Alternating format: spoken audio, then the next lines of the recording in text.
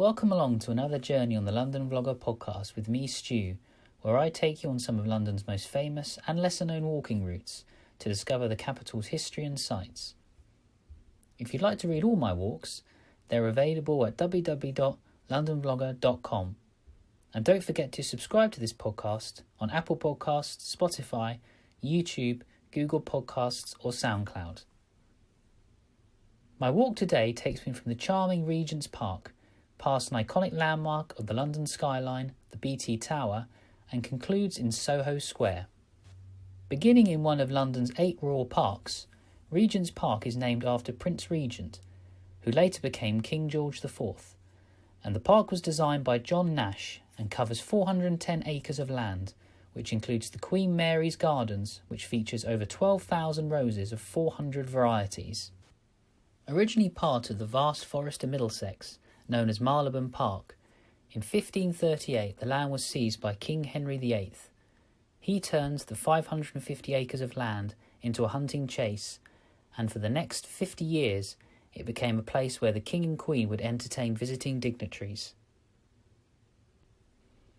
However, between 1649 and 1660, after the Civil War, the Commonwealth government under Oliver Cromwell chopped down many of the park's trees to help pay off the debts from the war. When Cromwell died, Charles II became king and the park returned to the crown. Over the next 150 years, the land was leased out to tenant farmers as hunting had gone out of fashion. In 1811, there became a greater financial opportunity to start building on parkland than farming on it, and the new Prince Regent, later King George IV, wanted to take advantage of this. This led to designs being produced for a new summer palace in the gardens. The government architect, John Nash, was the main man behind the redesigned park, which was renamed Regents Park. The park featured a huge lake, canal, and the new royal residence.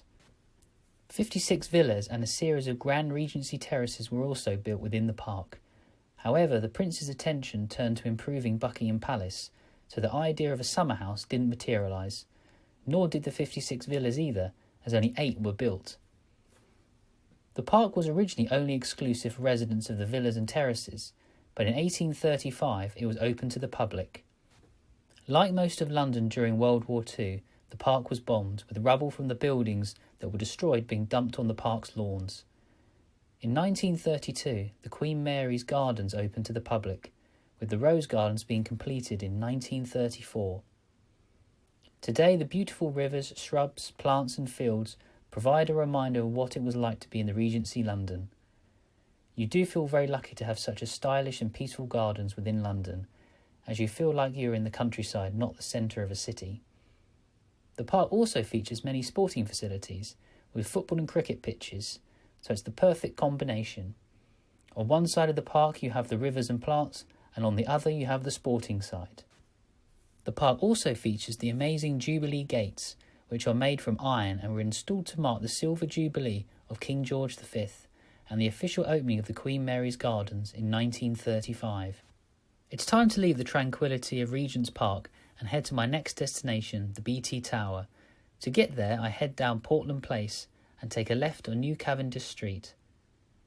Opened in 1965 by Prime Minister Harold Wilson, the BT Tower was built from 13,000 tonnes of steel and 4,600 square metres of glass.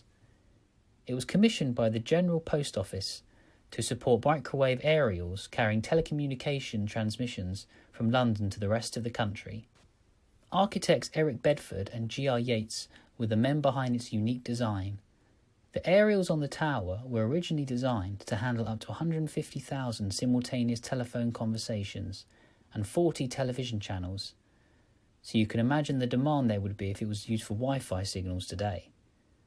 The tower stands at 189 metres high, which at the time made it the tallest building in London until 1980, when the NatWest Tower overtook it. Today it is the 19th tallest building in the capital, and you do sometimes forget it's there, as a lot of the attention goes on to more notable skyscrapers like the Shard. Over the years the tower has gone by many names, including the Museum Tower, the Post Office Tower, the London Telecom Tower, and currently the British Telecom or BT Tower. It was awarded Grade 2 listed status in 2003, and even today it is still a major broadcast and communications hub, with most of the UK's TV channels passing through it. Regular fundraising events for the BBC's Children in Need are still held within it. With great phone signal in the area by the BT Tower, I now move on to my final destination on today's walk, Soho Square. To get there, I take a right on Charlotte Street and carry on to Rathbourne Place and Soho Street, and you're there. Outside Soho Square stands the St Patrick's Church, which is a Roman Catholic parish church which was built between 1891 and 1893 and designed by John Kelly. The current structure had replaced an earlier and smaller chapel which was built by Father Arthur O'Leary in the 1790s. Soho Square dates back to the 1670s and was formerly known as King Square after Charles II. In the middle of the square sits a statue of Charles II, which was carved by Danish sculptor K.S. Gabriel Sibber in 1681. However, in 1875, when the square was altered, it was removed from the square due to its poor state and was given to artist Frederick Goodall. He placed the statue on the island in his lake at Grimsdyke until 1890, when dramatist W.S. Gilbert purchased the property. When Gilbert died in 1911, Lady Gilbert directed it to be returned to the square, and in 1938 it was restored into its original place. The picturesque Tudor-like hut in the middle of the square surprisingly has only been there since 1925. During World War II, the hut was used as a bomb shelter with 12 inches of brick and a concrete roof to accommodate around 150 to 200 people. However, today, I'd love to say there is a magical use for it, but alas there isn't, as it's now a shed filled with gardening tools to keep the square looking lovely. I hope you've enjoyed joining me on this walk, and if you have any memories of London or want to get in touch to share why you love the capital, you can email me at londonvlogger@gmail.com or message me on social media. I'm at London Vlogger on Facebook, Twitter, Instagram and YouTube.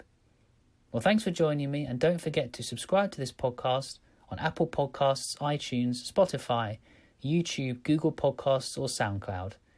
Until next time, stay safe and well, and I look forward to you joining me on more of my walking adventures soon.